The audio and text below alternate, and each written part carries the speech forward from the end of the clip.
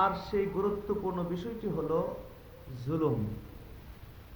আমাদের মহান আল্লাহ সুবহান ও তাআলা এবং আমাদের মহানবী হযরতে মুহাম্মদ রাসূলুল্লাহ সাল্লাল্লাহু আলাইহি ওয়াসাল্লাম এই আয়াতে কারিমা এবং এই হাদিসখানার মধ্যে জুলুম সম্পর্কে আমাদের উদ্দেশ্যে ওয়াজ করেছেন, আমাদের উদ্দেশ্যে নসিহত করেছেন। আমরা বলি আলহামদুলিল্লাহ। সুতরাং এই বিষয়ে আমরা কয়েকটি কথা এখানে বলবো, কারণ বিষয়টি অত্যন্ত গুরুত্বপূর্ণ। কারণ আজকে পরিবার থেকে শুরু করে প্রতিটি সমাজে, এমনকি সারা পৃথিবীতে জুলুম অত্যাচার ছড়িয়ে পড়েছে। অস্ত্রে অর্থে সমৃদ্ধ শক্তিধর রাষ্ট্রগুলো অসহায় নিরীহ দুর্বল রাষ্ট্রগুলোর প্রতি জুলুম করে যাচ্ছে। সমাজের প্রভাবশালী ব্যক্তিরা অসহায় নিরীহ দুর্বল মানুষের প্রতি জুলুম করে যাচ্ছে। স্বামী কর্তৃক স্ত্রী নির্যাতিত হচ্ছে, আবার স্ত্রী কর্তৃক স্বামী নির্যাতিত হচ্ছে।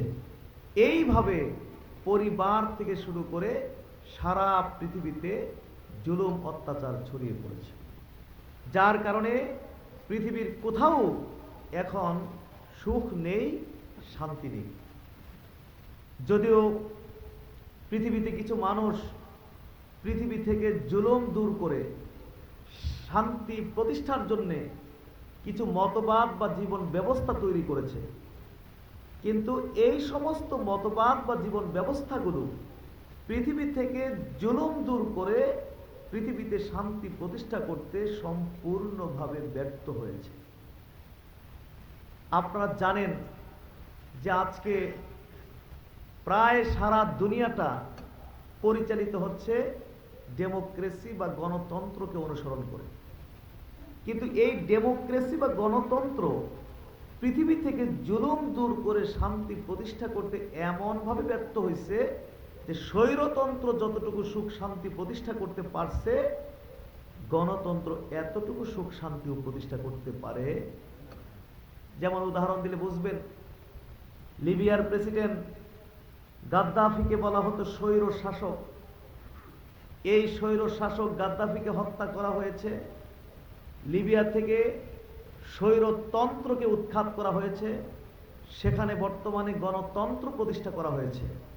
আপনারা বলুন তো দেখি, স্বৈর শাসক গাদ্দাফির যুগে লিবিয়ার মানুষগুলো যে সুখে শান্তিতে ছিল, এখন গণতন্ত্রের যুগে লিবিয়ার মানুষগুলো কি সেই সুখ শান্তিতে আছে?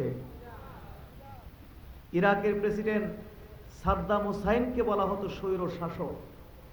মানবতা বিধ্বংসী অস্ত্র আছে, এই মিথ্যা অজুহাত দিয়ে সাদ্দাম হুসাইনকে হত্যা করা হলো, ইরাক থেকে স্বৈরতন্ত্রকে উৎখাত করা হলো, সেখানে বর্তমানে গণতন্ত্র প্রতিষ্ঠা করা হয়েছে। আপনারা বলুন তো দেখি, স্বৈর শাসক সাদ্দামের যুগে ইরাকের মানুষগুলো যে সুখে শান্তিতে ছিল, এখন গণতন্ত্রের যুগে ইরাকের মানুষগুলো কি সেই সুখ শান্তিতে আছে? এই এলাকাটা মৃত্যুপুরীতে পরিণত হয়েছে। এক সেকেন্ডের জন্য কারো জীবনে নিরাপত্তার কোনো গ্যারান্টি নেই। তাইলে এই পর্যন্ত যত মতবাদ বা জীবন ব্যবস্থা তৈরি হয়েছে, এবং কিয়ামত পর্যন্ত এইভাবে যত মতবাদ বা জীবন ব্যবস্থা তৈরি হবে, পৃথিবী থেকে জুলুম দূর করে শান্তি প্রতিষ্ঠার জন্য কোনো মতবাদ, কোনো জীবন ব্যবস্থায় পৃথিবীতে শান্তি প্রতিষ্ঠা করতে পারে না, পৃথিবী থেকে জুলুম দূর করতে পারে না। তবে একটি মাত্র মতবাদ বা জীবন ব্যবস্থা রয়েছে, জুলুম দূর করতে পারে, শান্তি প্রতিষ্ঠা করতে পারে। সেই মতবাদ বা জীবন ব্যবস্থাটির নাম হলো ইসলাম। জোরে বলুন, সেই জীবন ব্যবস্থার নাম কি? কারণ আল্লাহ তাআলা ইরশাদ করেছেন, ইন্নাদ-দীনা ইনদাল্লাহিল ইসলাম, আল্লাহর নিকটে একমাত্র মনোনীত দিন বা জীবন ব্যবস্থা হলো ইসলাম। বলুন না সুবহানাল্লাহ। আল্লাহ তাআলা আরো স্পষ্ট করে বলছেন, ওয়া ইয়াবতাগি গায়রাল ইসলামি দীনান ফালা ইউকবালা মিনহু। ইসলাম ছাড়া অন্য যে সমস্ত জীবন ব্যবস্থাগুলো রয়েছে ওইগুলোকে যে খুঁজবে, তালাশ করবে, তার থেকে উহা গ্রহণ করা হবে না। আল্লাহর নিকটে একমাত্র মনোনীত দিন বা জীবন ব্যবস্থা হলো ইসলাম। বলুন না সুবহানাল্লাহ। ইসলামের রীতিনীতি অনুযায়ী যদি আপনার পরিবারটা চলে, ইসলামের রীতিনীতি অনুযায়ী যদি আপনার সমাজটা চলে, অবশ্যই এই পরিবার থেকে জুলুম দূর হবে, শান্তি চলে আসবে। সমাজ থেকে জুলুম দূর হবে, শান্তি চলে আসবে। বলুন না সুবহানাল্লাহ। প্রকৃত ইসলামের রীতিনীতি অনুযায়ী আবার আমাদের দেশে কিন্তু হরেক রকমের ইসলাম চলে এসেছে, ওসব ইসলাম নয়। প্রকৃত ইসলামের রীতিনীতি অনুযায়ী যদি পরিবার চলে, সমাজ চলে, অবশ্যই এই পরিবার ও সমাজ থেকে জুলুম দূর হবে, শান্তি চলে আসবে। বলুন না সুবহানাল্লাহ। তাইলে আমরা কি চাই যে আমাদের পরিবার থেকে জুলুম চলে যাক, শান্তি চলে আসুক? আমাদের সমাজ থেকে জুলুম চলে যাক, শান্তি চলে আসুক, চাই? তাইলে ইসলামের রীতিনীতি অনুযায়ী আমাদেরকে চলতে হবে। রাজি আছি না নাই? হাজরিন, আসলে আমরা অনেকে চাই না যে কোনো অন্যায় করি, আমরা অনেকেই চাই না যে কোনো পাপ করি, অনেকেই চাই না যে কোনো অপরাধ করি, কিন্তু অজ্ঞতার কারণে, মূর্খতার কারণে, না জানার কারণে আমরা অনেক সময় অনেক বড় বড় পাপের কাজ করে ফেলি, ঠিক না? আমরা কে চাই না যে অন্যায় করি, অপরাধ করি? অন্যায় করি, অজ্ঞতার কারণে, না জানার কারণে, মূর্খতার কারণে আমরা অনেক সময় অনেক বড় বড় পাপের কাজ করে ফেলি। এই জন্য এলেম অর্জন করা ফরজ করে দেওয়া হয়েছে। সুবহানাল্লাহ। এই জন্য এলেম অর্জন করা ফরজ করে দেওয়া হয়েছে। ইসলামের প্রত্যেকটি গুরুত্বপূর্ণ বিষয় সম্পর্কে জ্ঞান অর্জন করা আমাদের উপরে ফরজ করা হয়েছে। বলুন না সুবহানাল্লাহ। তো ইসলামের গুরুত্বপূর্ণ বিষয়গুলোর মধ্য থেকে একটি গুরুত্বপূর্ণ বিষয় হলো জুলুম। জোরে বলুন কি? জুলুম। জুলুম সম্পর্কে জ্ঞান অর্জন করতে হবে। আমরা চাই না যে কোনো অন্যায় করি, অপরাধ করি, অজ্ঞতার কারণে, মূর্খতার কারণে বড় বড় পাপ করি। এই জন্য এলেম অর্জন করা ফরজ। কিন্তু দুর্ভাগ্য, মুসলমানরা সবচেয়ে বেশি শিক্ষিত হবে, সবচেয়ে বেশি জানবে, সবচেয়ে বেশি পড়বে, এটাই উচিত ছিল। কিন্তু দুর্ভাগ্যটা কি, মুসলমানরাই কম জানে, কম শিখে, কম পড়ে। এই কারণে মুসলমানদের এত দুরবস্থা, মুসলমানদের এত অশান্তি। উচিত ছিল মুসলমানরা সবচেয়ে বেশি কি শিখবে, জানবে, পড়বে। কারণ আমাদের ইসলামটা শুরুই হয়েছে ইকরা শব্দ দিয়ে। জোরে বলুন কি শব্দ দিয়ে? আমাদের নবী নবী হয়েছেন এই ইকরা শব্দ দিয়ে, তিনি নবী হয়েছেন। নবীর উপরে সর্বপ্রথম 5টি আয়াতে কারিমা নাজিল হয়, তার মধ্যে প্রথম যে শব্দটি, এই শব্দটি কি? ইকরা। ইকরা মানে পড়ুন। এই পড়ুন দিয়ে আমাদের ইসলাম শুরু হয়েছে, পড়ুন দিয়ে আমাদের নবী নবী হয়েছেন। এই জন্য উচিত ছিল মুসলমানরা সবচেয়ে বেশি জানবে, শিখবে, পড়বে। কিন্তু দুর্ভাগ্য, মুসলমানরা কম জানে, কম শিখে, কম পড়ে।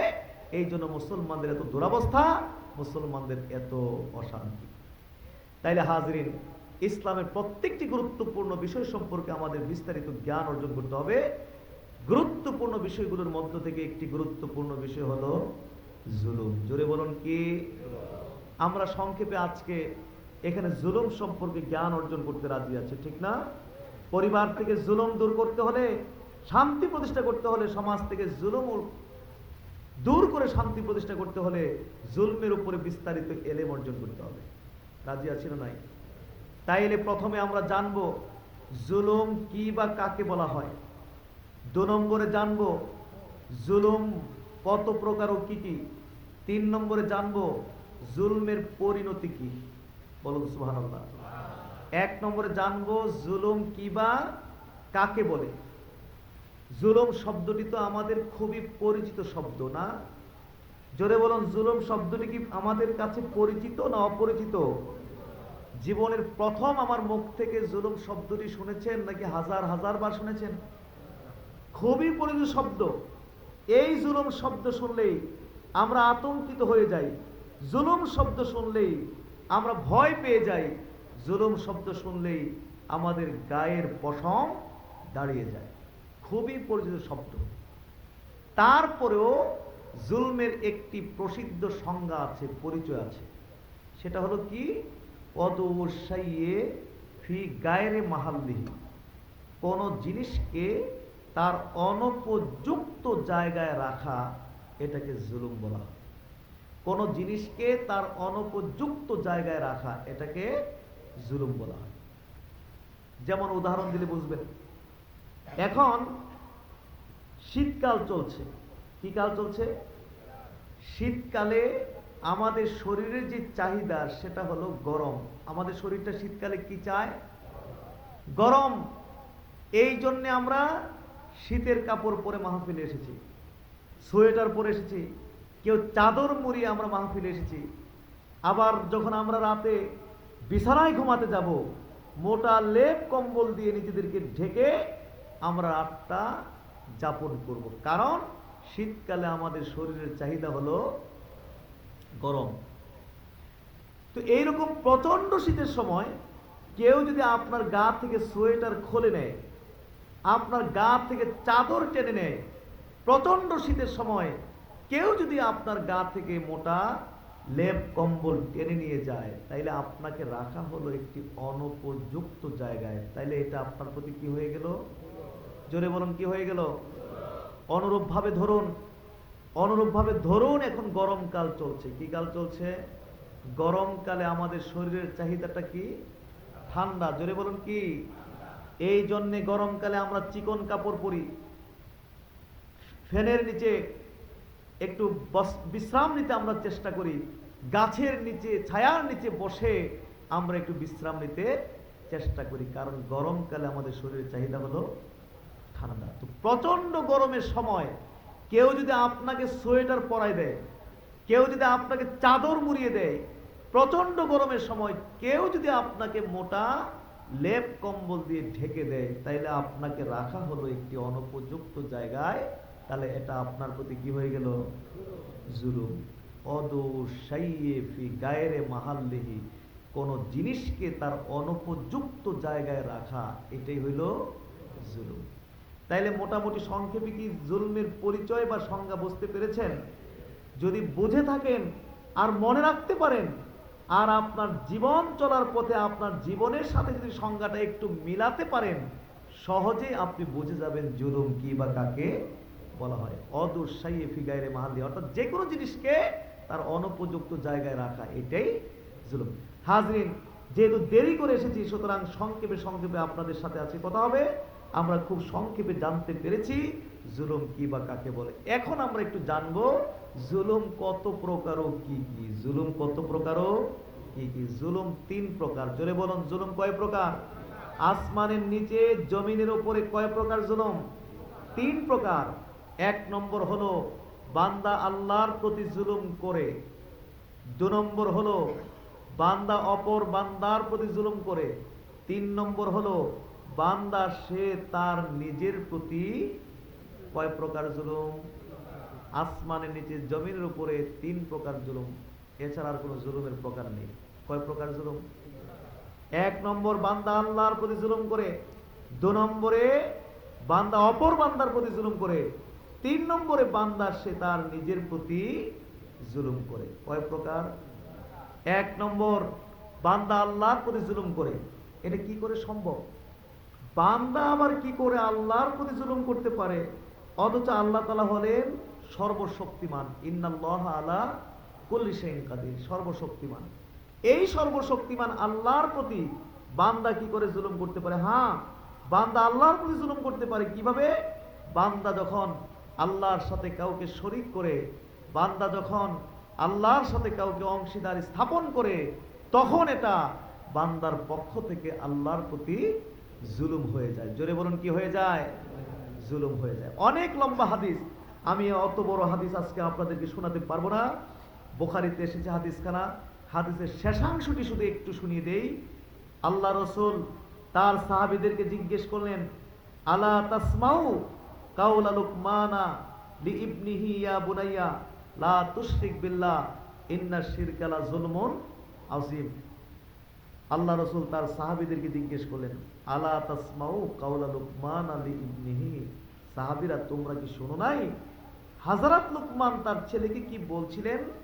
লুকমান তার ছেলেকে বলছিলেন, ইয়া বুনাইয়া, ছেলে, লা তুশরিক বিল্লাহ, আল্লাহর সাথে শরীক করবি না, ইন্না শিরকা লা যুলমুন আযীম, কেননা শিরিকটা হলো মহা জুলুম। শিরিকটা হলো মহা জুলুম। তাইলে বান্দা যখন আল্লাহর সাথে কাউকে শরীক করে, কাউকে অংশীদার করে, তখন এটা বান্দার পক্ষ থেকে আল্লাহর প্রতি কি হয়?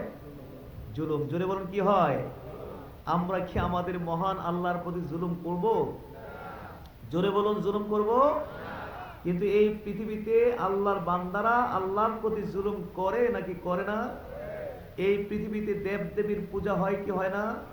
মূর্তি পূজা হয় কি না? সূর্য পূজা। তাইলে সারা পৃথিবীতে তো আল্লাহর বান্দারা আল্লাহর প্রতি কি করছে?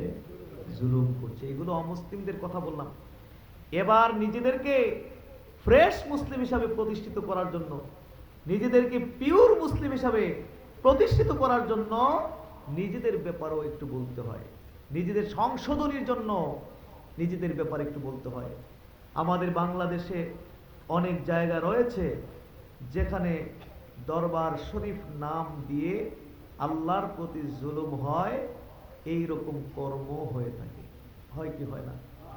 আল্লাহর প্রতি জুলুম হয়, এরকম কর্ম হয়ে থাকে নাকি থাকে না? যেমন সিজদা হয়। জোরে বলুন, কি হয়? বলুন তো দেখি, সিজদা করাটা কি ঠিক হবে? জোরে বলুন না, এই সিজদা করা ঠিক হবে? কিন্তু সিজদা হয় নাকি হয় না? এমন সিজদাও হয়, এক সিজদার মধ্যে অন্তত আধা ঘন্টা পড়ে আছে। কয় ঘন্টা পড়ে আছে?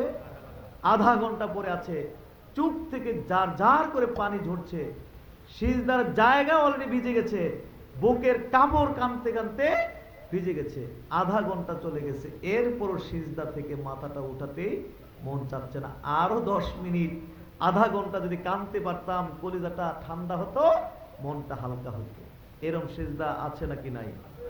কিন্তু হাজরিন, এই সিজদাটাই যখন আবার আমরা দিতে যাব, এই সিজদার যিনি প্রকৃত মালিক, যিনি এই সিজদাটির প্রকৃত হকদার, যিনি প্রকৃতপক্ষে সিজদাটা পাবেন, তাকে দেওয়ার জন্য যখন মসজিদে ঢুকবো, আধা ঘন্টা দূরের কথা, আধা মিনিটই যেন আমাদের শরীরটা সহ্য করতে চায় না। তাড়াহুড়া করে কখন মসজিদ থেকে বের হয়ে যাব, অস্থির হয়ে যাই। মসজিদ থেকে বাহির হইতে পারলেই যেন আমি 6 মাস কোনো জেলের মধ্যে ছিলাম, জেল থেকে বের হয়ে স্ত্রী ছেলে মেয়ের কাছে ফিরলে যেরকম একটা আনন্দ, যেরকম একটা শান্তি, মসজিদ থেকে বাহির হইতে পারলেই যেন আমাদের অন্তরটা এরকম ঠান্ডা হয়ে যায়। জোরে বলুন নাউজুবিল্লাহ। না হাজরিন, আল্লাহর প্রতি জুলুম হয়, শিরিক হয়, এই জাতীয় কোনো কর্ম আমরা কোনোদিন করব না। রাজি আছি ইনশাআল্লাহ? হাত তুলতে পারবো সবাই একবার? বলুন আমিন। সাথে সাথে সাথে সাথে আমার এই চান্দের চর এলাকার মানুষকে একটু সতর্ক করে যাব। সাথে সাথে আবার একটু আপনাদেরকে সতর্ক করে যেতে চাই। বিশেষ করে যারা ইয়াং আছেন, তরুণ আছেন, যারা বিশেষ করে নেট থেকে ইসলাম শিখতে আনন্দ বোধ করেন, যারা কি বলে মিডিয়া থেকে দিন শিখতে স্বাচ্ছন্দ্য বোধ করেন, এইরকম যারা আছেন, বিশেষ করে আপনাদেরকে সাথে সাথে আবার একটু সতর্ক করে যাব। সেটা হলো যে জুলুম, যে শিরিক, এটা অবশ্যই জঘন্য বিষয়। এর থেকে জঘন্য কোনো বিষয় হতে পারে না, অবশ্যই জঘন্য বিষয়। কিন্তু সতর্কতার বিষয়টা হলো কি, আমাদের দেশে আবার কিছু উলামায়ে কেরাম আছেন যারা এই শিরিক, এই বিষয়টি নিয়ে তারা আবার অতিরিক্ত বাড়াবাড়ি করেন, অতিরিক্ত সীমা লঙ্ঘন করে থাকেন। আছে না নাই? যেগুলো শিরিক, এইগুলোকেও শিরিক বলেন, আবার যেগুলো শিরিক না, ওইগুলোকেও সমানে তারা শিরিক বলে দেন। আছে নাকি নাই? যেমন বলছেন কি, পীর মুরিদি বলতেই শিরিক। কিছু বলবেন না আপনারা? পীর বলতেই শিরিক, দরবার বলতেই শিরিক।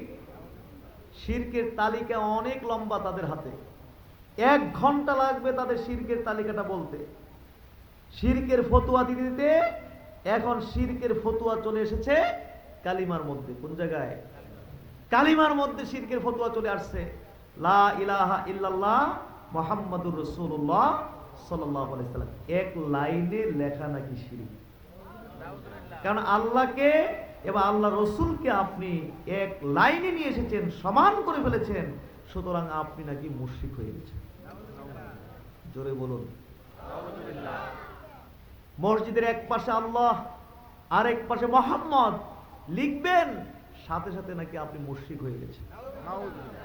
হজ করতে গেছেন, ভালো কথা, মদিনা শরীফে নবীজির রওজা মুবারক, নবীজির কবর মুবারক জিয়ারত করতে গিয়েছেন, আপনি নাকি মুশরিক হয়ে গেছেন। 1 ঘন্টা লাগবে শিরকের তালিকা বলতে। তারা সব জায়গায় খালি শিরকের গ্রাম পান, সব জায়গায় শুধু শিরকের গ্রাম পান। বলতে গেলে অনেকটা মানসিক রোগীদের মতো তাদের অবস্থা। মানসিক রোগী আপনারা দেখছেন, অজু করতে গেলে 10 বার অজু করে। কয়বার?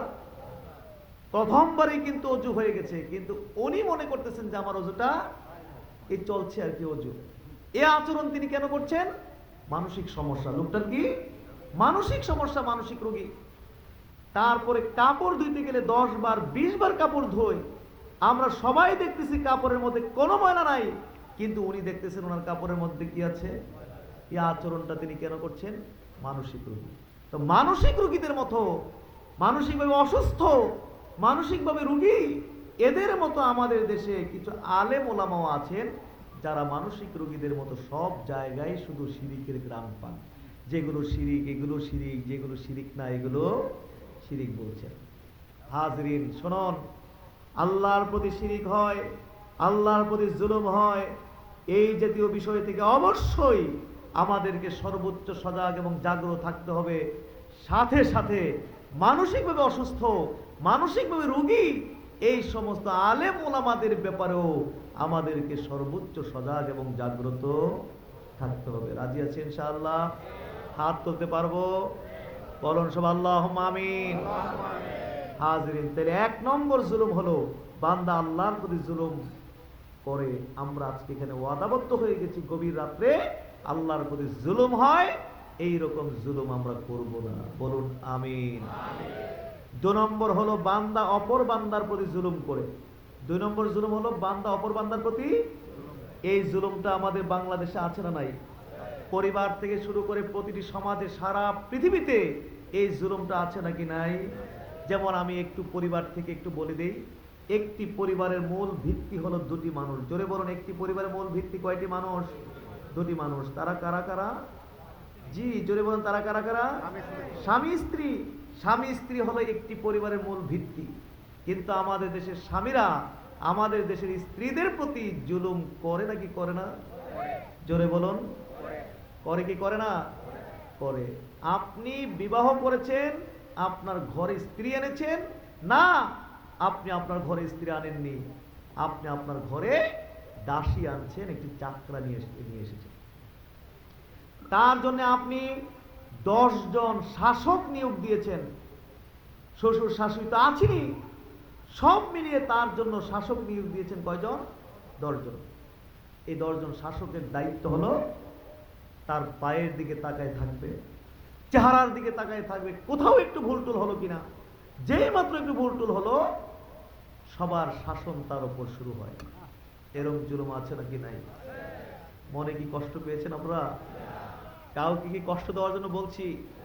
কাউকে টার্গেট করে উদ্দেশ্য করে বলছি না। কারণ কারো মেয়েকে আপনার ছেলের বউ করে আপনার ঘরে এনেছেন, আবার আপনার মেয়েটাও তো কারো না কারো ঘরে ছেলের বউ হয়ে। তাইলে কাউকে নির্দিষ্ট করে বলছি কষ্ট পাবেন না। আপনি 10 জন শাসক তার জন্য নিয়োগ দিয়েছেন, তাদের দায়িত্ব হলো পায়ের দিকে, চেহারার দিকে তাকায় থাকবে, কোথাও ভুল টুল করলো কিনা। যেই মাত্র একটু ভুল হলো, তার উপরে সবার শাসন শুরু হয়। এরকম জুলুম আছে কি নাই? তারপরে মেয়ের বাবা তার মেয়েকে যদি বিয়ে দিতে হয়, লাখ লাখ টাকা তার থাকতে হবে। ফ্রিজ ফার্নিচার তো আছে, বিদেশ যাইতে যা টাকা পয়সা লাগবে সব দিতে হবে মেয়ের বাবাকে। তারপরে চাকরি পাইতে যা ঘোষ টোষ দরকার সব দিতে হবে মেয়ের বাবাকে। বিদেশ যাওয়ার আগ পর্যন্ত এদেরকে লালন পালন করতে হবে মেয়ের বাবাকে। এইরকম জুলুম আমাদের দেশে আছে না নাই? এই মাহফিলে খুঁজলে দেখা যাবে আপনার বয়স 60 বছর, 50 বছর, 70 বছর হয়ে গেছে, এখনো আপনার স্ত্রীর মোহরটা আদায় করেননি, মোহরটা আদায় করেননি। আপনি মরে গেলে সব বাড়ির সব মুরব্বী সহ সবাই গিয়ে আপনার স্ত্রীকে বলবে, এতদিন একসাথে সংসার করছো, তোমার স্বামী মোহরটা দিয়ে দিতে পারে নাই, মরে গেছে, কবরে গিয়ে শাস্তি পাবে, আযাব ভোগ করবে, এটা কি তুমি চাও? তুমি তোমার স্বামীরে মাফ করে দাও। স্বামীরে কি করে দাও? মাফ করে দাও। বলুন তো দেখি, এইরকম একটা সিচুয়েশনে, পরিস্থিতিতে আপনার স্ত্রীটা কি বলতে পারে? তখন বলে যে ঠিক আছে, আমার স্বামীরে আমি মাফ করে দিলাম। এবার বলুন তো আপনারা, এইরকম মাপ দিয়ে কি আসলে আপনি কবরে গিয়ে মাপ পাবেন? জোরে বলুন, এইরকম ডাকাতি মার্কা মাপ, এইরকম ছিনতাই মার্কা মাপ দিয়া আসলে কি আপনি কবরে গিয়ে মাপ পাবেন? পাবেন না। প্লিজ বিষয়টাকে ছোটখাটো মনে করবেন না, এটা মারাত্মক বিষয়। কারণ আমাদেরকে আংশিক মুসলিম হয়ে কবরে গেলে হবে না, আমাদেরকে ভৌগোলিক মুসলমান হয়ে কবরে গেলে হবে না। যে মুসলিম দেশে জন্ম নেওয়া মুসলমান, পারিবারিক মুসলমান, মুসলমান পরিবারে জন্ম নেওয়া মুসলমান, দাবিদার মুসলিম হয়ে কবরে গেলে হবে না। আমাদেরকে পরিপূর্ণ প্রকৃত মুসলমান হয়ে কবরে যাইতে হবে, নাইলে কবরে গিয়ে কোনো উপায়। এখনো যদি স্ত্রীর সাথে বিষয়টা সমাধান করে না থাকেন, যত দ্রুত পারেন তত দ্রুত স্ত্রীর সাথে বিষয় সমাধান করেন, নতুবা ঋণগ্রস্ত ব্যক্তি যেইভাবে ঋণ মুক্ত হতে হয় কিয়ামতের মাঠে, তার চেয়েও আরো জঘন্যভাবে স্ত্রীর সাথে বিষয়টা আপনাদেরকে সমাধান করতে হবে। তখন স্ত্রী স্বামীকে চুল পরিমাণও ছাড় দেবে না, স্বামীও স্ত্রীকে চুল পরিমাণ ছাড় দেবে না। আমরা কি আংশিক মুসলিম হয়ে কবর যাব? আমি দায়িত্বের কারণে বলছি, আপনারা দায়িত্ব দিয়েছেন, সোনাকান্দা দরবারকে দায়িত্ব দিয়েছেন দ্বীনের সার্বিক বিষয়গুলো আপনাদের সামনে তুলে ধরার জন্য। এই জন্য আমাকে বলতে হয় দ্রুত সমাধান করবেন। রাজি আছেন না নাই? বলো না আমিন। তাহলে এইভাবে আমাদের দেশের স্বামীরা আমাদের দেশের স্ত্রীদের প্রতি জুলুম করে নাকি করে না? আবার আমাদের দেশের স্ত্রীরাও তো স্বামীদের প্রতি জুলুম করে নাকি করে না? আমার মনে হয় স্ত্রী নির্যাতন থেকেও বর্তমানে আমাদের দেশে স্বামী নির্যাতন আরো বেশি। জোরে বলুন, স্বামী নির্যাতন আরো কি? আল্লাহ জানে। এই চান্দের চরের মা মহিলারা যারা আমার কথা শুনছেন, তারা হয়তো আমার প্রতি রাগ করতে পারেন যে হুজুরে মনে করছিলাম আমরা দলের মানুষ, এখন তো আবার একটু উল্টা মনে হইতেছে। আপনাদেরকে কষ্ট দেওয়ার জন্য না, আমি যদি আমার কথাগুলো আপনাদেরকে ডর ভয় না করে স্বাধীনভাবে আমার কথাগুলো বলতে না পারি, তাহলে তো পরিবারের মধ্যে সমস্যাটা থেকেই যাবে। এই জন্য আমাকে বলতে হয়, মা রাগ করবেন না, বর্তমানে স্বামী নির্যাতন আরো বেশি চলতেছে স্ত্রী নির্যাতন থেকেও। স্ত্রীটা ঘরে আসার 1-2 বছর যাইতে না যাইতেই স্বামীকে আলটিমেটাম দিয়ে দিছে কি, এই ঘরে আমি থাকবো, আর নাইলে তোমার বাপ মা থাকবে। আমার রাখতে চাইলে বাপ মারে কই নিবা নাও, আর বাপ মারে রাখতে চাইলে আমাকে নিয়ে কোথায় যান আপনারা? ঢাকা নাকি ডাইরেক্ট ঢাকা যান? কোথায় যান? ডাইরেক্ট ঢাকা। আমাকে নিয়ে ঢাকায় চলো, আমারে নিয়ে ঢাকায় চলো। বাপ মারা রাখতে চাইলে আমারে নিয়ে ঢাকায় চলো। এখন বলেন তো দেখি, স্বামীটা একটা মহা বিপদে পড়লো কিনা? একদিকে বাপ মা, আরেকদিকে স্ত্রী সন্তান, কারে ফেলবে আর কারে রাখবে?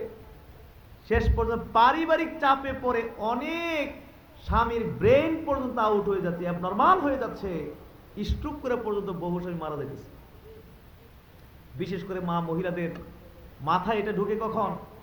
1-2টা বাচ্চা যখন হয়ে যায়, তখন স্ত্রী মনে করে যে এখন চান্দু আটকা পড়ছে, বাচ্চা কাচ্চা হয়ে গেছে, এখন আর কোন দিকে মোড় দিবে, উপায় নাই তার, ঠিক মতো প্রেশার দেই, চান্দু এমনি শুরু হয়ে যাবো। বলুন, এইরকম কঠিন সিচুয়েশনে স্বামীটা মহাবিপদে কিনা? একদিকে বাপ মা, একদিকে স্ত্রী সন্তান, কারে ফেলবে আর কারে রাখবে?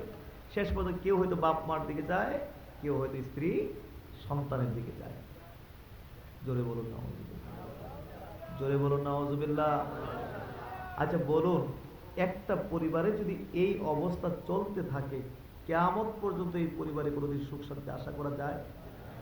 এই জন্যই তো আপনার উচিত ছিল, আপনি বিবাহ করলেন কেন, তার আগে কেন আপনি এই বিষয়ে জ্ঞান অর্জন করলেন না, এলেম অর্জন করলেন না, ইসলাম স্ত্রীর ব্যাপারে আমারে কি দায় দায়িত্ব দিছে।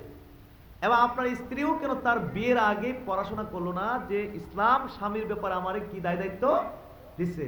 এবং আপনার বাবা মা কেন আপনাকে বিয়ে করাতে গেল, তার আগে তারা কেন পড়াশোনা করলো না যে ইসলাম এই ক্ষেত্রে আমাকে আমাকে এই ক্ষেত্রে আমার ভূমিকাটা কিরকম হবে, এবার জ্ঞান অর্জন কেন করলো না। আপনি যারে বিয়ে করেছেন ওনার বাবা মাও কেন তাকে বিয়ে দেওয়ার আগে ভালো করে জ্ঞান অর্জন করলো না, পড়াশোনা করলো না যে এই ক্ষেত্রে আমাদের ভূমিকাটা কিরকম থাকতে হবে। প্রত্যেকে যদি প্রত্যেকের দায় দায়িত্ব সম্পর্কে জানতো আর পালন করত, প্রত্যেকটি পরিবার জান্নাতের টুকরা হয়ে যেত। কিন্তু ইসলাম জানে না আর ইসলাম মানে না, যার কারণে আজকে প্রত্যেকটি পরিবার জাহান্নামের টুকরা হয়ে আছে। কিসের টুকরা, কিসের টুকরা? জাহান্নামের টুকরা। আমি জানি এমন একটা জায়গায় আমি আছি, সমাজের সব কথাবার্তাগুলো, সমস্যাগুলো অটোমেটিক আমাদের কাছে চলে আসে। আমি দেখছি আপনারা সুন্দরভাবে বসে ওয়াজ শুনছেন, কিন্তু কার মাথায় যে কয় টন টেনশন দুশ্চিন্তা নিয়ে বসে আছেন, মোটামুটি হিসাব আমার কাছে। ইসলাম জানে না, পালন করে না। যদি জানতো, পালন করতো, প্রত্যেকটি পরিবার জান্নাতের টুকরা হয়ে যেত। বলুন না সুবহানাল্লাহ। হাজরিন, পরিবারে আরো কি জুলুম। এই দেশে সন্তানরা বাপ মার প্রতি জুলুম করে। বাবার কথা, মায়ের কথা আপনাকে শুনতেই হবে, এটা বাপ মার অধিকার। মুখাপেক্ষী বাপ মা, অর্থাৎ উপার্জন অক্ষম বাপ মার যাবতীয় দায় দায়িত্ব আপনাকে নিতে হবে, এটা বাপ মার অধিকার এবং আপনার উপরে দায়িত্ব, ফরজ। কিন্তু আমাদের দেশের অসংখ্য সন্তানরা বাপ মার প্রতি জুলুম করে, নাকি করে না? কঠিন পরিণতি দুনিয়ায় এবং আখিরাত। আমরা করবো না এই ধরনের কাজ। রাজি আছি ইনশাআল্লাহ? বলো না আমি।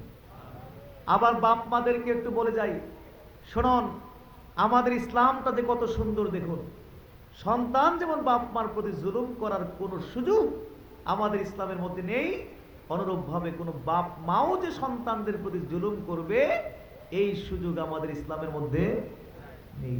কোন ছেলেকে 2 বিঘা দিবেন, কোন ছেলেকে 1 বিঘা দিবেন, কাউকে দিবেন আর কাউকে দিবেন না, এই সুযোগ আমাদের ইসলামের মধ্যে নাই। বলুন না সুবহানাল্লাহ। এই সুযোগ আমাদের ইসলামের মধ্যে। যদি কোনো পিতামাতা কোনো সন্তানের প্রতি এই ধরনের আচরণ করে, আল্লাহ রাসূল বলছেন এই পিতা মাতাটা হলো জালেম পিতামাতা, এই পিতামাতার জায়গা হবে জাহান্নাম। জোরে বলুন না নাউজুবিল্লাহ। এই পিতামাতার জায়গা হবে কোথায়? জাহান্নাম।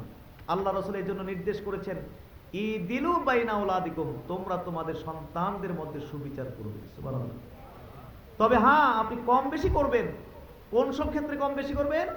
যেগুলো নাফকাতুল ওয়াজিবা, আবশ্যকীয় খরচাদি, ওই সব ক্ষেত্রে কম বেশি করলে জুলুম হবে না। যেমন খাবার দাবারের ক্ষেত্রে কোন ছেলে বেশি খায়, কোন ছেলে পরিমাণে কম খায়, কোন ছেলে হয়তো খায়, কোন ছেলে খায় না, এই ক্ষেত্রে কম বেশি হইলে জুলুম হবে না। নাফকাতুল ওয়াজিবার অন্তর্ভুক্ত এটা। যেমন আবার আপনার কোন ছেলে মেডিকেলে চান্স পেয়ে গেছে, তার পিছনে খরচ হবে মাসে 20,000 টাকা। আরেক ছেলে কুমিল্লা ভিক্টোরিয়ায় পড়ে, তার পিছনে খরচ হবে মাত্র 5,000। কত? এখন যার পিছনে 5,000 মাসে খরচ, তারে কি প্রত্যেক মাসে মাসে বাকি 15,000 টাকা করে আপনার দিয়ে দিতে হবে? দিয়ে দিতে হবে। তাহলে কম বেশি হলো যে জুলুম হবে না? এই ক্ষেত্রে জুলুম হবে না, যেহেতু নাফকাতুল ওয়াজিবা। কোন ছেলের পিছনে বেশি খরচ হবে, কোন ছেলের পিছনে কম হবে, কোন ছেলের পিছনে হয়তো হবে, কোন ছেলের পিছনে হবে না, জুলুম হবে না। আপনার একটা ছেলে অসুস্থ হয়ে গেছে, তার চিকিৎসা, ট্রিটমেন্ট বা অপারেশন মিলে তার পিছনে আপনার খরচ হয়ে গেছে 2 লাখ টাকা। কত? সব ছেলেদেরকে কি 2 লাখ টাকা করে গনে গনে দিতে হবে? না, নাফকাতুল ওয়াজিবা এই জাতীয় বিষয় ছাড়া, নাফকাতুল ওয়াজিবা এই সমস্ত বিষয় ছাড়া সম্পদ সম্পত্তি উপহার উপর ঢৌকনের ক্ষেত্রে অবশ্যই সন্তানদের মধ্যে সুবিচার করতে হবে। যদি অবিচার করা হয়, আল্লাহ রাসূল বলেন জালেম পিতামাতা, এই পিতামাতার জায়গা হবে জাহান্নাম। জোরে বলুন আউযুবিল্লাহ। হাজরিন, আজকে আমাদের পরিবারগুলোতে ইসলাম নাই, যার কারণে এক একটি পরিবার জাহান্নামের টুকরা, ভাইয়ে ভাইয়ে দ্বন্দ্ব, বাপ ছেলে দ্বন্দ্ব, এরকম মহা সংকট চলতেছে। যদি ইসলাম মানতো, জানতো, তাহলে প্রত্যেকটি পরিবার বেহেশতের টুকরা হয়ে যেত। বলুন না, জোরে বলুন না সুবহানাল্লাহ। তবে আমাদের বাপ মা যদি না জেনে হোক না জেনে হোক এই ধরনের আচরণ করে কবরে চলে যায়, তাহলে আমরা সন্তানের দায়িত্ব হলো বাপ মাকে ক্ষমা করে দেওয়া। রাজি আছি না ইনশাআল্লাহ? এই মুহূর্তে ক্ষমা করে দিতে রাজি আছি কিনা? জোরে বলুন আমিন। হাজরিন, এইভাবে আমাদের পরিবারগুলোতে জুলুম চলছে কি চলছে না? সমাজের কথাটা একটু বলে দেই, শেষ কথা, আমি চলে যাচ্ছি শেষের দিকে। সমাজের কথাটা একটু বলে দেই। সমাজের অবস্থাও বড় নাজুক। আমি পীর সাহেব সার্ভেয়ার এনে জায়গা জমি মেপে পিলার গেড়ে দিলাম, আপনি গিয়ে সেই পিলার উপরে ফেলে দিলেন, অথবা আপনি পিলার গাড়লেন, আমি গিয়ে উপরে ফেলে দিলাম। কি চাচ্ছেন আপনি, কি চাচ্ছি আমি? আমি চাচ্ছি আপনার আধার জায়গা নিয়ে যাব, অথবা আপনি চাচ্ছেন আমার আধার জায়গা নিয়ে যাবেন। এই যে নিয়ে গেলেন বা নিয়ে গেলাম, এতে করে কি আমরা বাঁচলাম না মরলাম? জোরে বলুন, বাঁচলাম না মরলাম? মরলাম। কারণ আল্লাহ রাসূল বুখারীতে বলছেন, মান আখাযা শিবরান মিনাল আরদে যুলমান ফাইন্নাহু ইউতাওয়াকুহু ইয়াওমাল কিয়ামাতি মিন আরদে সাবিন। আল্লাহ রাসূল বলছেন, কেউ কারো আধার জায়গায় যদি জুলুম করে গ্রাস করে, কিয়ামতের দিন জায়গাটার জমিনের 7 স্তর পর্যন্ত রিং বানিয়ে মালা বানিয়ে আমার আপনার গলায় পড়িয়ে কিয়ামতের মাঠে উঠানো হবে। তাহলে বাঁচলাম না মরলাম? আজকে ঢাকা শহরে, আমাদের কুমিল্লা শহরে জায়গা জমি কিনে ফেলে রাখতে পারবেন না। ওই জায়গায় এমন চক্র আমাদের দেশে তৈরি হয়েছে, ওই জায়গা গিয়ে দখল দিয়ে দিবে, ওই জায়গার ধারে কাছে যাওয়ার ক্ষমতাও আপনার নাই। অথচ নবী বলতেন, মাত্র আধার জায়গায় যদি কেউ কারোরটা জুলুম করে গ্রাস করে, কিয়ামতের দিন ওই জায়গার জমিনের 7 স্তর পর্যন্ত রিং বানাইয়া মালা বানাইয়া আপনার আমার গলায় পড়াইয়া কিয়ামতের মাঠে উঠানো হবে। তাহলে বাঁচলাম না মরলাম? তাইলে আমাকে আপনাকে কি করতে হবে? আমি আপনি দুজনে মিলবো, দুজনে মিলে সার্ভেয়ার আনবো, জায়গা জমি মেপে, আল্লাহকে ভয় করে, কবরের শাস্তির কথা মনে রেখে, আপনাকে আমি একটু জায়গাও বেশি দেব না, আপনি আমাকে একটু জায়গা বেশি দিবেন না। আল্লাহকে ভয় করে কবরের শাস্তির কথা মনে রেখে আমি আপনারটা বুঝিয়ে দিব, আপনি আমারটা বুঝিয়ে দিবেন। তাইলেই তো এখান থেকে জুলুমটা দূর হয়ে গেল, এখানে শান্তিটা চলে আসলো। ঠিক না?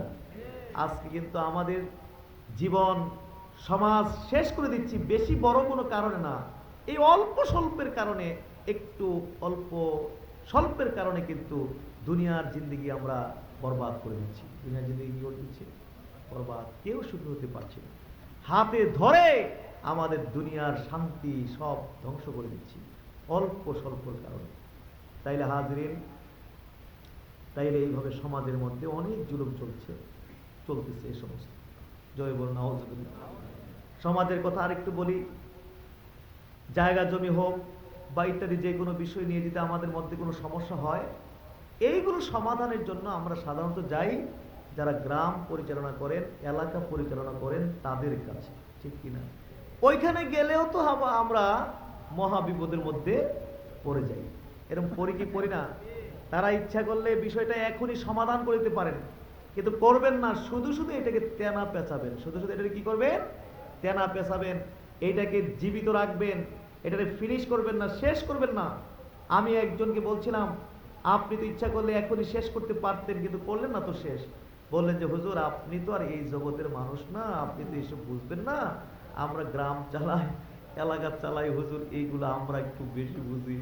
তা আমারে বললো যে হুজুর, এই যে দেখলেন নরম সরম হয়ে আমার সাথে দেখা করতে এসেছে, আমি যদি এখনই শেষ করে দিতাম, তাইলে জায়গায় তার হাঁটা চলার মোডই চেঞ্জ হয়ে যেত, সমাজের মানুষের অবস্থা হলো, সমাজের মানুষকে যত চাপে রাখতে পারবেন মানুষ তত সোজা থাকবে, একটু চাপ উঠাই নিলেই সাথে সাথে মানুষ বাঁকা হয়ে যাবে। এই জন্য হুজুর ইচ্ছায় অনিচ্ছায় একটু পেস্ট টেস্ট লাগাইয়া একটু দুর্বল করে ফেলায় রাখি, এতে করে একটু দুর্বল হয়ে থাকলো।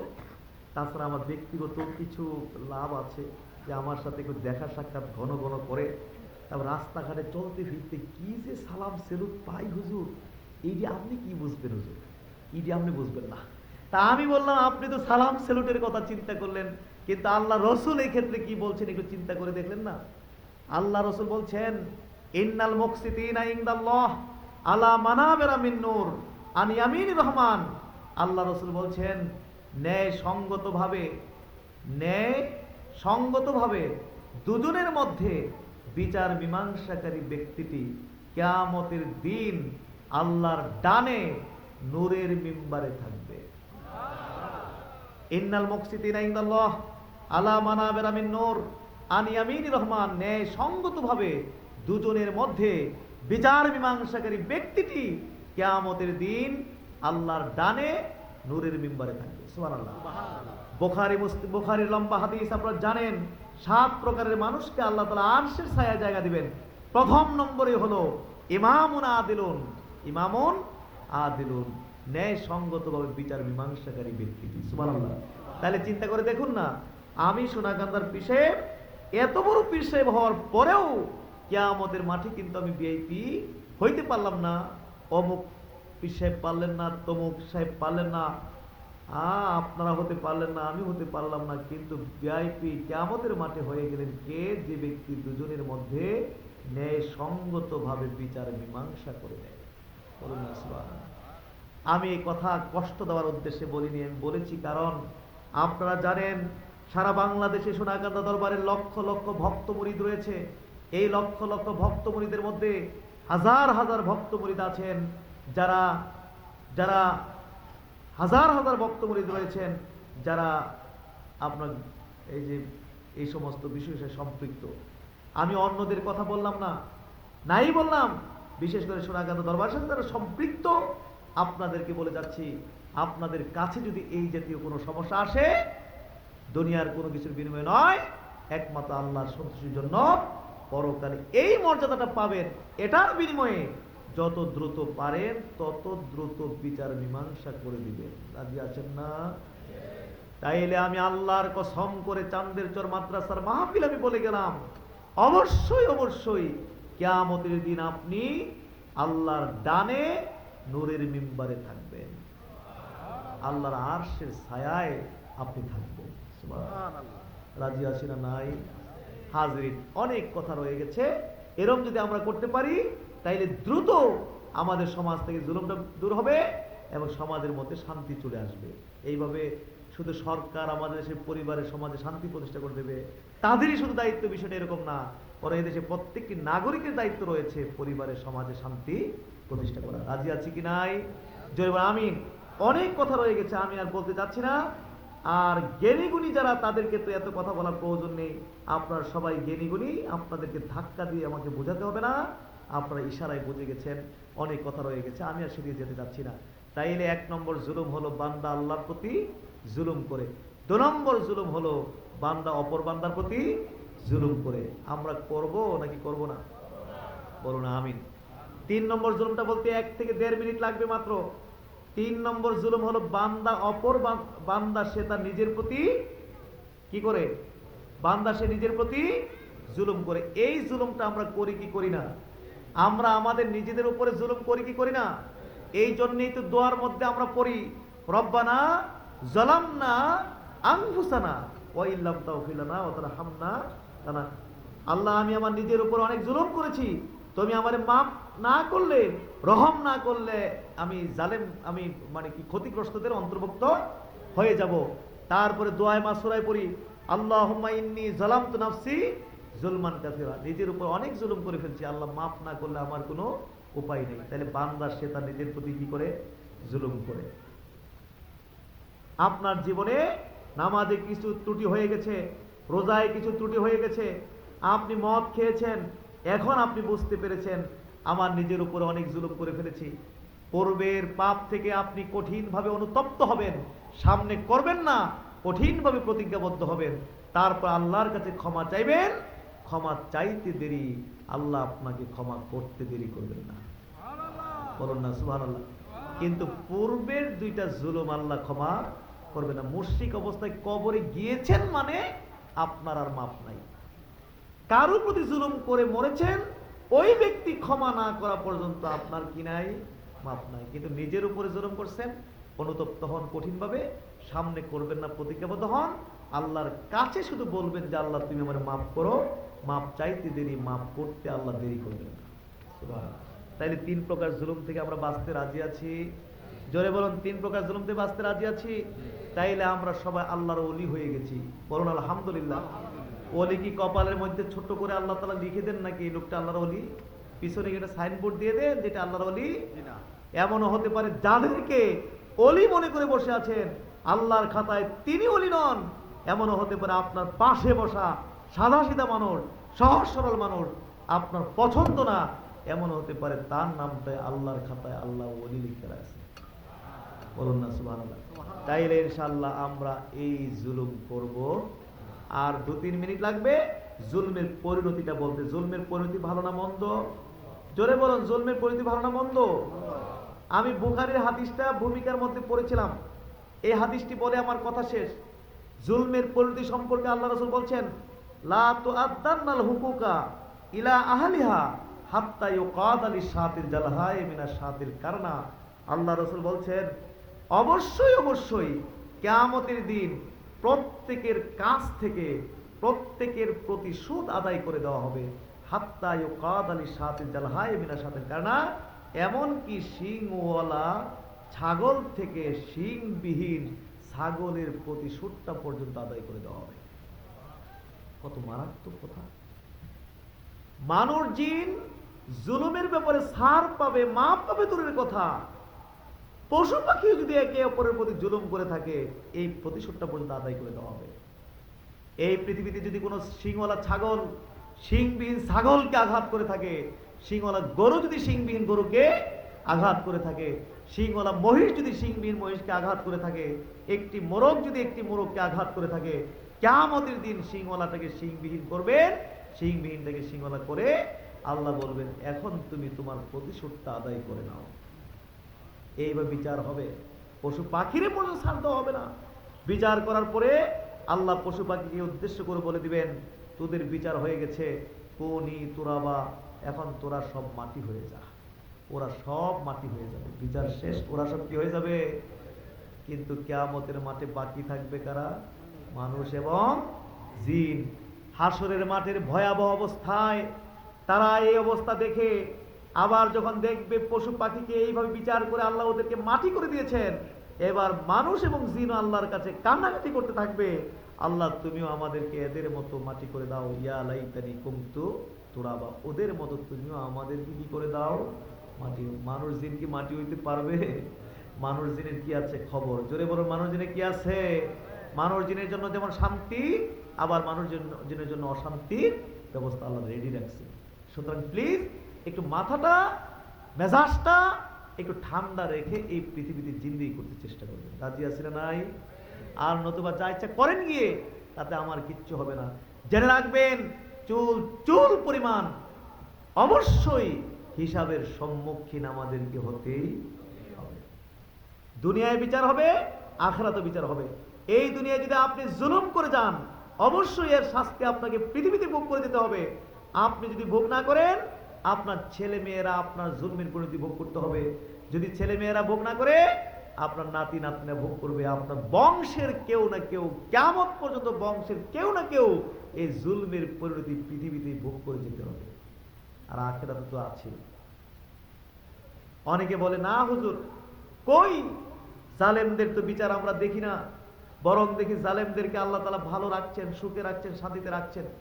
আমাকে বলছে, হুজুর আমাদের গ্রামে একটা নতুন জালেম তৈরি হয়েছে, এই জালেমটার অত্যাচারে গ্রামের মানুষগুলো অতিষ্ঠ। কিন্তু হুজুর এই জালেমের বাড়িতে গিয়ে দেখেন, অনেক বড় বাড়ি, গাছ গাছালি লাগায় রাখছে, পেঁপে গাছ অসংখ্য মৃত, গিয়ে দেখি পেঁপে গাছের মধ্যে এমন পেঁপে ধরছে জায়গা হয় না। তো আল্লাহ কি জালেমের কাছে এত পেঁপে দিল? আর হুজুর আমি 5 ওয়াক্ত নামাজ পড়ি, রমজান রোজা করি, আমি তাহাজ্জুদ পড়ি, আমি আওয়াবিন পড়ি, ইশরাক পড়ি, জিকির করি, মোনাজাত মুশাহাদা করি, আমারও তো বাড়ি আছে, গাছ গাছালি আছে, গিয়া দেখেন পেঁপে ধরার কোনো খবরই নেই। যাই কিছু আগার মধ্যে ধরছিল, এইটারও মানুষে মুখ লাগায় হুইরা সারকার হয়ে গেছে। তা আল্লাহ তো জালেমটারই ভালো রাখছে, সুখে রাখছে। আমি বললাম যে এই ক্ষেত্রে আল্লাহ রাসূল বলছেন, ইন্নাল্লাহা লা ইউমলিজ যালিমা হাত্তা আখাযাহু লাম ইফলিতহু। আল্লাহ রাসূল বলছেন যে অবশ্যই অবশ্যই জালেমকে আল্লাহ তাআলা সুযোগ দেন, হাত্তা আখাযাহু লাম ইফলিতহু, এরপর যখন ধরেন তখন তার একদম নিশ্চিহ্ন করে দেন। আল্লাহ তাআলা নিজের জন্য যে পদ্ধতি, নিজের জন্য যে নীতি তিনি নির্ধারণ করেছেন, সেটা হলো জালেম জুলুম করার সাথে সাথে ঘপ করে ধরবেন না, তারে একটু কি দিবেন? সুযোগ দিবেন। সে ঠিক হয় কিনা, তওবা করে কিনা, হেদায়েত হয় কিনা, যখন দেখছে যে না হেদায়েত হচ্ছেই না, তার উম্মাত ওনার বাড়িয়ে যাচ্ছে, তখন আল্লাহ ধরেন, যখন ধরেন তার একদম শেষ করে দেন। এই যে পৃথিবীর সবচেয়ে বড় জালেম সম্প্রদায় আদ জাতি, সামুদ জাতি, পৃথিবীর সবচেয়ে বড় জালেম ব্যক্তি ফেরাউন, নমরুদ, এদেরকে আল্লাহ তাআলা শত শত বছর পর্যন্ত জুলুম করার সুযোগ দিচ্ছেন।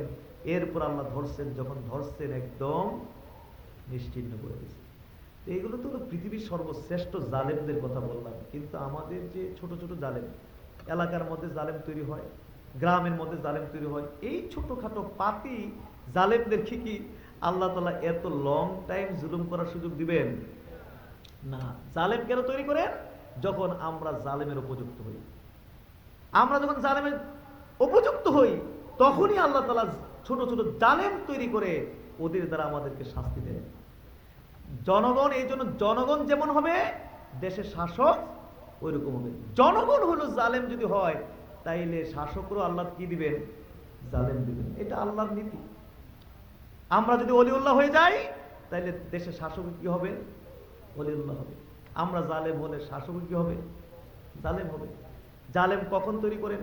এলাকার মধ্যে জালেম যখন আমরা এর উপযুক্ত হই, তখন ছোট ছোট জালেম তৈরি করে আমাদের শাস্তি দেন। তবে এত লং টাইম এদের দ্বারা আমাদের শাস্তি দেন না। হয়তো 4 বছর, 5 বছর, 10 বছর, এর মধ্যে তার জন্য 3টা রেজাল্ট তৈরি হয়ে যায়। কয়টা রেজাল্ট? একটা, হয়তো সে বুঝে যে না আমি যা করছি এগুলো ঠিক হচ্ছে না, আমি এবার তওবা করব, মানুষের কাছে মাপ টাপ চেয়ে আমি ভালো হয়ে যাব। একটা। যদি 1 নম্বর না হয়, 2 নম্বর, সে যে কোনো কারণে এলাকা থেকে উদাও হয়ে যাবে, এলাকার আসতে পারবে না, যে কোনো কারণে এলাকা থেকে কি উদাও। 3 নম্বর হলো আল্লাহ তাআলা নতুবা তারে হঠাৎ যে কোনো কারণে একদম দুনিয়া থেকে বিদায় করে দিলেন। এই ছোট জালেম বা এদের কয়টা পরিণতি হবে? 2, 4, 5, 10 বছর জুলুম করার পরে কয়টা পরিণতি? হয়তো হেদায়েত হবে, নাইলে এলাকাতে একদম উদাও, আর নাইলে আল্লাহ তাআলা একবারে বিদায়। সুতরাং প্লিজ আমাদেরকে একটু বুঝে শুনে এই দুনিয়া জিন্দেগি করার চেষ্টা করবে। মাথাটা, মেজাজটা একটু ঠান্ডা রেখে, আখিরাতের কথা চিন্তা করে, কবরের কথা চিন্তা করে, হিসাবের সম্মুখীন হতে হবে, এই বিবেচনাটা মাথায় রেখে এই পৃথিবীতে জিন্দেগি করতে হবে। রাজি আছি না নাই? আমরা কারো প্রতি জুলুম করব না, ওয়াদা করতে পারবো ইনশাআল্লাহ? জোরে আল্লাহুম্মা আমিন বলুন সবাই আমিন। আমি সব সময় একটা কথা দিয়ে আমার বক্তব্য শেষ করি, মুরিদের দ্বারা পীরের সুনাম, মুরিদের দ্বারা পীরের দুনাম। মুরিদ বেনমাজি বেরোদা সৎকর মতকর লোকেরা বলবে অবশ্যই এই লোকটা কোনো না কোনো মন্দ পীরের মুরিদ হবে, ভণ্ড পীরের মুরিদ হবে। আর মুরিদ নামাজি, রোজাদার, আল্লাহওয়ালা, বিনয়ী, ভদ্রনম্র লোকেরা বলবে অবশ্যই এই লোকটা কোনো না কোনো হক্কানি পীরের মুরিদ হবে। এই কথা বলবে কি বলবে না? চান্দের চরের মানুষ, এই এলাকা, কলাগাছিয়া, মণিপুর, কি বলে এলাকার এক কথা, এই এলাকার বাচ্চা হতে বুড়া পর্যন্ত, নারী পুরুষ একটাটি আপনারা সোনাকান্দাকে অত মহব্বত করেন, ভালোবাসেন। আপনারা সোনাকান্দার মুরিদ, সোনাকান্দার ভক্ত, সোনাকান্দার মুরিদ। আপনাদের প্রতি আমার আজকে যে শেষ কথাটা, সেটা হলো এমনভাবে জিন্দেগি করতে হবে যাতে করে আপনাদের দ্বারা আপনাদের পীরের কোনো দুর্নাম, দরবারের দুর্নাম, সেলসালার দুর্নাম, পারবেন চলতে এইভাবে? হাত তুলতে পারবেন ইনশাআল্লাহ? জোরে বল আল্লাহুম্মা আমিন, জোরে বল আমিন। কারণ আমার বাপ দাদারা মানুষকে নিজের গোলাম বানানোর জন্য কখনো পীর মুরিদি করতেন না। বাপ দাদারা পীর মুরিদি করে গেছেন মানুষকে আল্লাহর প্রকৃত গোলাম বানানোর জন্য। বলুন না সুবহানাল্লাহ। বাপ দাদারা এই জন্য পীর মুরিদি করেননি আমার কাছে মুরিদ হলে আমাকে হাদিয়া তোহফা দিবে, মাসে মাসে গিয়ে আমারে ফল ফ্রুট খাওয়াই আসবে না, এই জন্য পীর মুরিদি করেননি। তারা পীর মুরিদি করেছেন খেয়ে না ঘুমিয়ে সারা বাংলা তারা চষে বেরিয়েছিলেন। উদ্দেশ্য একটাই ছিল, জান্নাতি মানুষ তৈরি করা, বেহেশতি মানুষ তৈরি করা, ভালো মানুষ তৈরি করা, এই উদ্দেশ্যে পীর মুরিদি করেছে। সুতরাং বিষয়টা তো মাথায় থাকতে হবে আমাদের। এই চান্দের চরে মাদ্রাসা কর্তৃপক্ষ বা গ্রামবাসী মিলে হাজার হাজার লাখো টাকা খরচ করে এই মাহফিল কায়েম করেছেন। উদ্দেশ্য একটাই, এই মাহফিলের উসিলায় যেন কিছু ভালো মানুষ তৈরি হয়, এই জন্য না। সুতরাং বিষয়গুলো মাথায় থাকতে হবে আমাদের, কারণ আমাদের দেশে ভালো মানুষের অভাব, ভালো মানুষের অভাব। কি আলেম ওলামা, কি পীর মাসে, কি হুজুর আর কি ইমাম, দেখতে একদম ফেরেশতার মতো, কিন্তু মাথার ভিতরে 24 ঘন্টায় 10টা 20টা শয়তানি চিন্তা, দুষ্টু চিন্তার চালাকি নিয়ে আমরা আছি। কি আলেম ওলামা, সাধারণ মানুষের কথা আর কি বলবো, বড়দের কথা বলি তাইলে সাধারণ মানুষের হিসাব চলে আসবে। কি আলেম ওলামা, কি পীর মশায়েক, আর কি হুজুর আর কি ইমাম, দেখতে ফেরেশতা, ভিতরে একটা, বাইরে দেখতে ফেরেশতা, ভিতরে একরকম, বাইরে আরেক রকম, সবসময় একটা চালাকি। এগুলো কোনো বেহেশতি মানুষের চরিত্র হতে পারে না, এগুলো জান্নাতি মানুষের চরিত্র হতে পারে না। জান্নাতি মানুষের চরিত্র হলো সহজ সরল, ভিতরে যে রকম বাইরেও এরকম। এই দুনিয়ায় চলবে এই সব। আমি আপনাকে ধোঁকা দিতে পারবো, আমাকে আপনি ধোঁকা দিতে পারবেন, কারণ আমার অন্তরের খবর আপনি জানেন না, আপনার অন্তরের খবর আমি জানি না। কিন্তু আমাদের মহান আল্লাহ, তিনি কি এরকমই নাকি? এই দুনিয়া ছেড়ে যাবেন, ওইখানে এই সব ধোঁকা ধুকি চলবে না। সুতরাং সরল জিন্দগি আমাদেরকে করতে হবে, সহজ জিন্দগি আমাদের করতে হবে। ভালো মানুষের এত অভাব আমাদের দেশে। বঙ্গবন্ধু শেখ মুজিবুর রহমান তিনি এই জন্য দুঃখ করে বলছিলেন যে 7.5 কোটি কম্বল, এর মধ্যে আমারটা কই? তিনি দুঃখ করে বলছিলেন কিনা? আর তিনি দুঃখ করে বলছিলেন যে 7.5 কোটি মানুষের জন্য গুনে গুনে আমি 7.5 কোটি কম্বল এনেছি। এই 7.5 কোটি মানুষের মধ্যে তো আমিও একজন, আমারটা তো অন্তত থাকবে, আমারটা কই? তার মানে আমারটাও ভালো মানুষরা লয়ে গেছে। আমারটা ভালো মানুষরা কি? তিনি দুঃখ করে বলছিলেন। বঙ্গবন্ধু শেখ মুজিবুর রহমান দুঃখ করে বলছিলেন, সারা পৃথিবীর মানুষ, সারা পৃথিবী পেয়েছে স্বর্ণের খনি আর তৈলের খনি, আর আমি পাইছি একটা। বক্তৃতার টাইপ মুখস্থ রাখছেন তো? বলবেন না, জরুরি বক্তব্য এটা, বলুন না সুবহানাল্লাহ। হাজরিন, তিনি দুঃখ করে এসব কথা বলছিলেন। এই জন্য ভালো মানুষ দরকার, ভালো মানুষের দরকার। এই দেশ শাসন করা যে কঠিন, পৃথিবীর কোন দেশ এত কঠিন কিনা শাসন করা আমার জানা নেই। বড় কঠিন এই দেশটা শাসন করা। এই জন্য রাজনীতি করি না, কিন্তু যাদের দিয়ে আল্লাহ যখন দেশ চালান তাদেরকে ধন্যবাদও বলি, কঠিন কাজটা তারা করছে। কারণ এই দেশটা শাসনের মতো কঠিন কোন দেশ আর আছে কিনা আমার জানা নেই। আপনারা জানেন আমেরিকা হলো পৃথিবীর মধ্যে সবচেয়ে শক্তিশালী দেশ, ঠিক না? আমেরিকা এই পৃথিবীতে যা বলবে সেটাই হইতে হবে, কারণ ঘাঁটি টাটি করে পৃথিবীটা এমন জিম্মি করছে, আমেরিকার বিরুদ্ধে আপনি কিছু করতে পারবেন না। আজ হোক কাল হোক একদিন শেষ করে দেওয়া হবে আপনার, এত শক্তি রাখে আমেরিকা। আমেরিকার প্রেসিডেন্ট এই পৃথিবীতে যা বলবে সেটাই হইতে হবে। বর্তমান প্রেসিডেন্ট হলো আমেরিকার কে? Donald Trump. এই ডোনাল্ড ট্রাম্প এই পৃথিবীতে যা বলবে তাই হইতে হবে, এত পাওয়ারফুল প্রেসিডেন্ট। কিন্তু আমার মনে হয় এই ডোনাল্ড ট্রাম্পকে যদি আমাদের বাংলাদেশের প্রধানমন্ত্রী বানায় দেওয়া হয়, আমার মনে হয় এই ডোনাল্ড ট্রাম্প আমাদের বাংলাদেশে 1 মাসও টিকবে না। 1 মাসও কি টিকবে না। ডোনাল্ড ট্রাম্প বলবে, মানুষগুলো দেখছিলাম ছোট ছোট সাইজের, চেহারাগুলো দেখে মনে করছিলাম যে কিচ্ছু বুঝতে না, এগুলো সরল সোজা হাবা গোবা, এই জন্য বড় আশা করে আসলাম একটু শাসন টাসন করবো। বাপরে বাপরে, ওই যদি সব বিচ্ছু বাহিনী, এই দেশ আমার সম্ভব না, এই বিচ্ছুর কামড় সহ্য করে আমার পক্ষে। এই ডোনাল্ড ট্রাম্প দেশ ছেড়ে আল্লাহর হস্তে একটু জায়গা করে দাও, কোন রকম যাতে এত চালাক হইয়েন না, অতি চালাকের গলায় দড়ি, অতি চালাকের গলায় দড়ি। আরে আপনি পেরেছেন 5টা লোকরে ঠিক রাখতে? আপনি নিজেও তো একজন প্রধানমন্ত্রী, নিজেও তো একজন পরিবারের কর্তা, আপনার দায়িত্বে 5টা লোক মাত্র, পারছেন ঠিক রাখতে?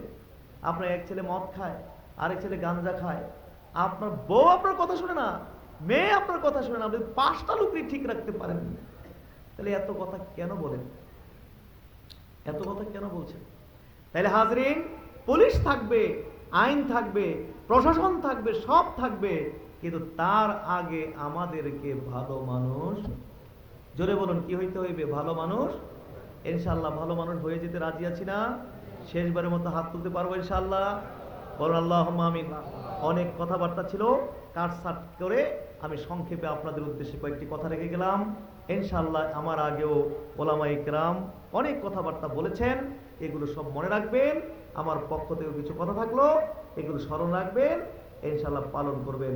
আমরা দোয়া করি আল্লাহ তাআলার কাছে আমাদেরকে কথাগুলো পালন করার তৌফিক দিন, আমিন। আমাদের ঘরগুলো সুন্দর করে দিন, সমাজটা সুন্দর করে দিন, দেশটাকে সুন্দর করে দিন, আমাদের ইহকাল সুন্দর করে দিন, পরকাল সুন্দর করে দিন, বলুন আমিন। হাজির মনে থাকবে তো? জোরে বল, মনে থাকবে? একটু মূল্যায়ন করবেন তো? অনেক কষ্ট করে তো আসা হয়েছে, আপনারা কষ্ট করে বসেছেন, শুধু যদি এমনি চলে যাই, কথাগুলো নিয়ে না যাই, একটু মূল্যায়ন না করি, তাইলে তো অযথা আসলাম, পরিশ্রম করলাম, আপনারাও অযথা আসলেন, অযথা পরিশ্রম করলেন। তবে আলহামদুলিল্লাহ আপনারা এত রাত্র পর্যন্ত বসে থাকবেন আমি চিন্তাও করি না, আমি তো মনে করেছি যে ওটার পাবোই না, কিন্তু মাশাআল্লাহ আপনারা ধৈর্য সহকারে বসেছেন, তবে এখন মূল্যায়ন করবেন, কারণ এই সমস্ত কথা মহব্বতের কারণে শুনছেন।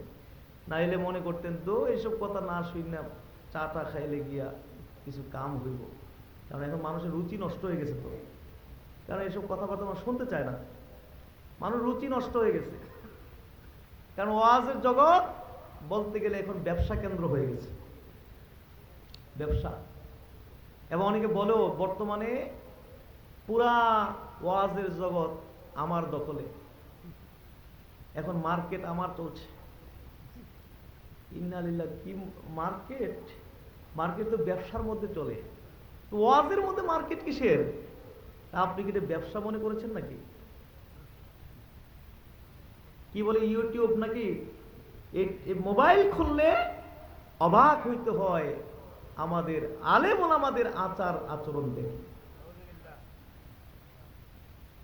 এতে করে আলেম ওলামাদের মান মর্যাদা ধ্বংস হইতেছে, ইসলামের মান মর্যাদাও নষ্ট করে দেওয়া হচ্ছে।